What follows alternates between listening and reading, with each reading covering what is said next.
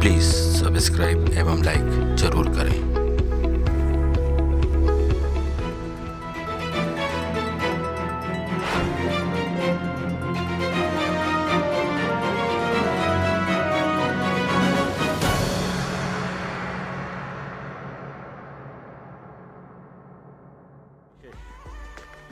देश टीवी का कार्यक्रम आईना का एक विशेष भाग है ये व्यक्ति विशेष, जिसमें हम मंदसौर के उन व्यक्ति विशेष से मुलाकात करवाने की आपसे कोशिश कर रहे हैं जो समाज के अंदर कुछ विशेष कर रहे हैं, कुछ हटकर कर रहे हैं, कुछ ऐसा कर रहे हैं कि जिसको देखकर लोगों को प्रेरणा मिले।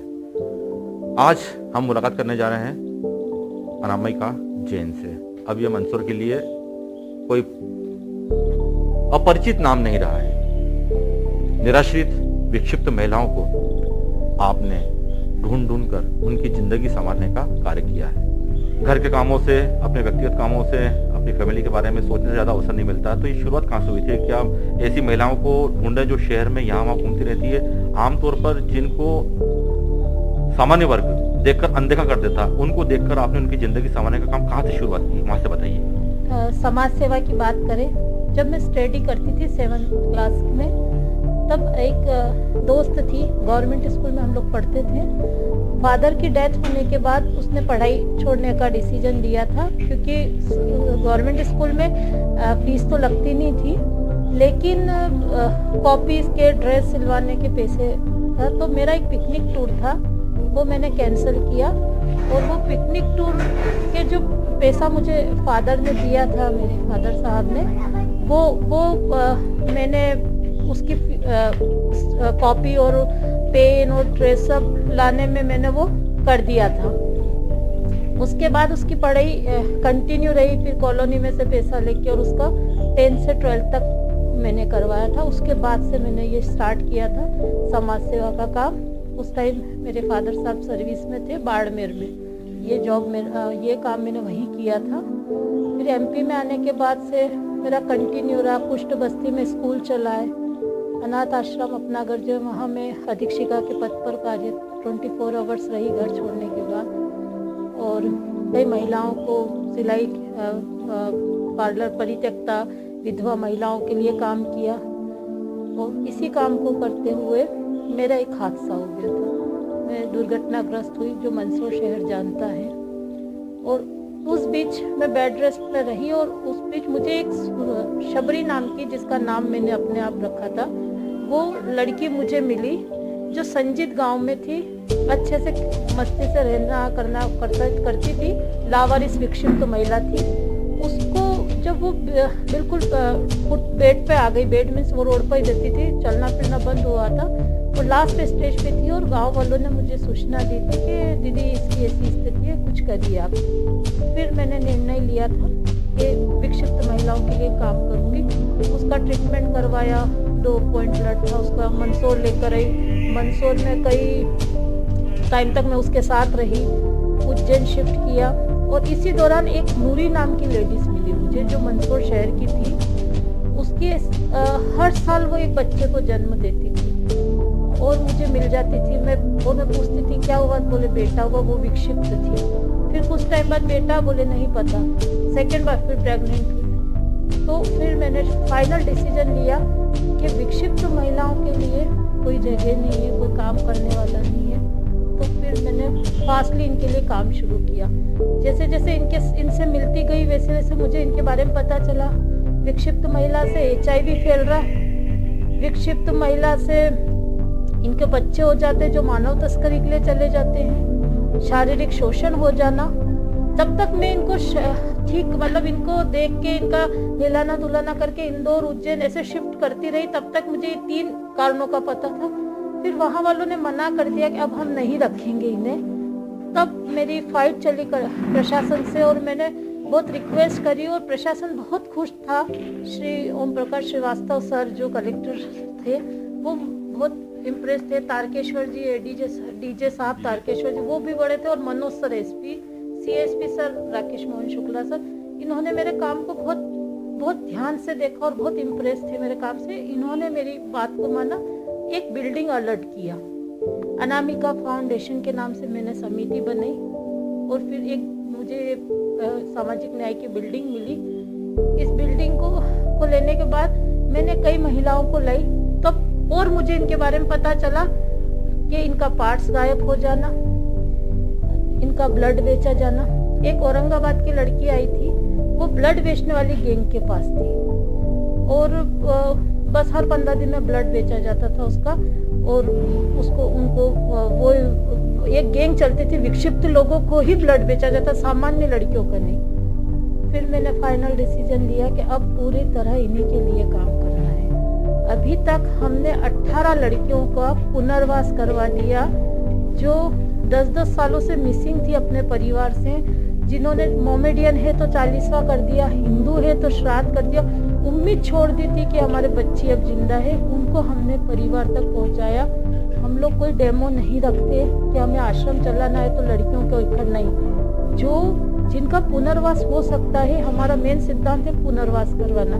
हमारा पुनर्वास ठीक करवा के जो एड्रेस बोलती हूँ, पुलिस प्रशासन की इतना सहयोग है मुझे, उनकी मदद से मैं पुनर्वास करवाती हूँ। महिला बाल विकास रविंद्र महाजन का बहुत सहयोग है सर का, उनकी वजह से मैं पुनर्वास कराती हूँ। और जो फैमिली की वजह से मेंटल हुई, step mother, step father, husband ने और वाइफ रख ली वो वाली, जैसे एक नेवी में है जिनके हस्बैंड, उन्होंने सेकेंड वाइफ थी इसलिए मेंटल हुई, उन पे हम लीगल एक्शन लेते हैं कोर्ट के द्वारा।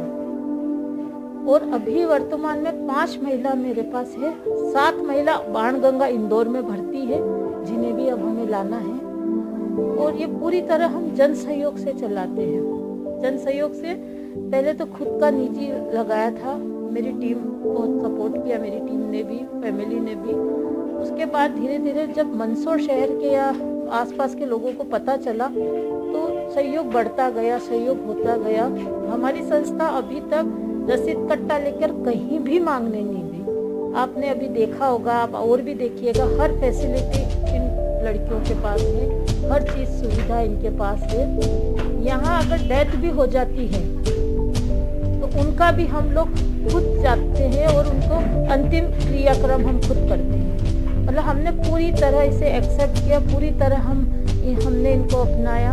और आज 16 तारीख को 2 साल पूरे हो चुके इस संस्था को सफलतापूर्वक। क्लास 7वीं से आपने शुरुआत कर दी थी, आज इसको कहाँ तक पहुँच गए कि आपने इतना बड़ा काम का एक आधारशिला रख दी है। स्वाभाविक तौर पर जब आप ऐसी लावारिस महिला को लाती हैं, विक्षिप्त महिला को लाती हैं, उनका मनोविज्ञान समझने में काफ़ी दिक्कत आती होगी, उनका व्यवहार समझने में काफ़ी दिक्कत आती होगी। तो कुछ ऐसा व्यवहार जो आप हमारे साथ में साझा करना चाहें, जब आपको लगता होगा कि ये मैं कैसे संभालूंगी, मैं क्या करूँगी आगे? पहले शुरू लगा जब मैं अपनी फैमिली छोड़ के, क्योंकि विक्षिप्त महिला है, मेंटल है, कोई भी आने को तैयार नहीं था, कोई भी बाई संभालने को तैयार नहीं थी। 3 महीने में खुद रही अपना घर परिवार छोड़कर इनके साथ। तो मैं पूरी रात जगती थी, क्योंकि मुझे डर था मैं सो गई तो ये मुझ पे अटैक कर देगी। पूरी रात जगती थी। दिन में हस्बैंड आते थे, हस्बैंड बाहर बैठते थे, फिर मैं सोती थी, दिन में नींद निकालती थी। और दूसरा ये था कि कोई कहाँ से आ रही, किसकी क्या लैंग्वेज, विक्षिप्त है, मारना, गाली गलौज करना। लेकिन हमेशा मैंने गले लगाकर बात करी। अगर विक्षिप्त महिला मुझे चिल्लाती है या मुझे गाली देती है, फिर भी मैंने गले लगाया। इनके साथ बेड शेयर किया, मैं एक बेड पर इनके साथ सोई, बच्चे की तरह इनको रखा। ये खाना, हमारी एक सुनंदा नाम की महिला है, वो खाना भी उससे खाना नहीं आता था, दाल चावल दिए तो अपने ऊपर डाल दिए या मुझे चोट पहुंचा दी, लेकिन फिर भी मैं अपने हाथ से उन्हें दाल चावल खिलाती, उन्हें हाथ से खाना खिलाती। ऐसी कंडीशन कर दी थी। बिना ट्रीटमेंट के मैंने 10 से 12 महिलाओं को ठीक कर दिया, सिर्फ मेरे प्यार और स्नेह से। आज मुझसे, मेरी उम्र से बड़ी महिलाएं मुझे माँ कर बुलाती है। ये मेरे लिए बहुत फक्र की बात है कि मैं मुझसे भी बड़ी बच्चों की, महिलाओं की माँ बन चुकी हूँ। मैंने बेड शेयर किया, मैंने इनके साथ खाना खाया, मैंने इनको नहलाया। आप समझ रहे महिलाएं हैं कितनी प्रॉब्लम, महिलाओं को पीरियड्स प्रॉब्लम होती है। मैं खुली ये बात करूंगी, मैंने एक बच्चे की तरह इन्हें हर चीज़ सिखाई है कि एक माँ अगर छोटे बच्चों को जब ट्रेन करती है, लड़कियों को, वही ट्रेनिंग मैंने इन्हें दी। अब मुझे कुछ भी करने की ज़रूरत नहीं है, अपने हिसाब से ये सारा काम देख लेती है। एक बेटी है 11 वर्ष की और हस्बैंड बहुत सपोर्टिंग थे, सिस्टर इन लॉ सपोर्टिंग थी। और उसके बाद 6 महीने पहले एक बेटी को और अडॉप्ट किया मैंने। 6 महीनों से मेरे साथ रह रही है, वहीं गांव की ही है। तो सुबह संजीत से ही निकलती हूँ मैं, 9 बजे निकल जाती हूँ, 10 बजे मंदसौर, शाम को 5 से 6 बजे निकलती हूँ, 7 बजे रहती हूँ। ये रूटीन। क्योंकि अपना पूरी दास्तान हमें सुनाई है, आपने अपनी पीड़ा से हमें अवगत कराया। एक छोटा सा पहलू इसमें एक छूट रहा है, वो मैं सोचता हूँ उसको आपसे बात कर लूँ। जो आपने बताया कि इन महिलाओं के साथ में जो शोषण होता था, जो अत्याचार होता था, क्या उन लोगों की पहचान करने की कोशिश की, कौन लोग थे जो उनका शोषण करते थे, या कौन लोग इनको गलत कामों के लिए इस्तेमाल करते थे? दूर दूर से आती है, जब ठीक होती है तब बताती है। ये वही लोग, फुटपाथ वाले, साधु लोग, भिखारी बोलेंगे जिन्हें, साधु का सांग भर के चलते हैं, फकीरों का सांग भर के चलते हैं। हाँ, भिखारी लोग। और ये जिन्होंने बताया वो अब मैं नहीं बताऊंगी उनका नाम, जो जिस कैटेगरी के थे वो लोग इनका शोषण करते थे। एक 11 साल की लड़की को हमने रेस्क्यू किया था, वो आप लोगों ने खबर भी बनाई थी। वो 22 भिखारियों से, बाबाओं से, जो नकली इस रूप को धारण करके घूमते हैं, उनसे रेस्क्यू किया था। और वो गर्भवती पाई गई थी, जिसकी आप लोगों ने न्यूज़ बनाई थी। मतलब सबसे ज़्यादा शोषण इनका यही होता है।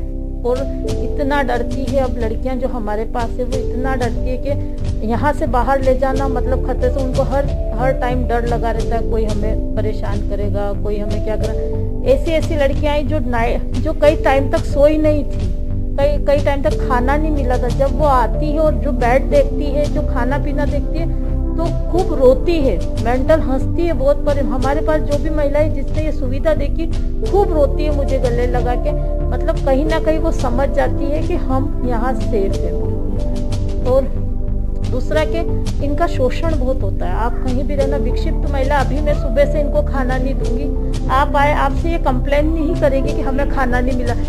एक मासूम बच्चे की तरह, 5 साल के बच्चे की तरह, 2.5 साल के बच्चे की तरह नाजुक दिल की, बहुत सॉफ्ट हार्ट की ये लड़कियां होती है, जिन्हें मैं कितना भी अगर मैं इनके साथ अत्याचार करती हूँ या कोई भी करता है तो ये बता नहीं पाती है। उस टाइप की लड़कियां हैं। तो आप ये सोचिए कि अगर ये बाहर रहती है, फुटपाथ पे रहती है, तो आप ये अंदाजा लगा सकते हैं कि 3 साल की बच्ची को आजकल लोग नहीं छोड़ रहे। तो ये तो विक्षिप्त है, इनको तो कुछ भी पता नहीं चलता। ठीक होने के बाद जो अपनी ये स्टोरी बताती तो रूह कांप उठती है। आपका अगला जो लेवल होता है, अगला लेवल क्या है आपका, और क्या करना चाहते हैं आप?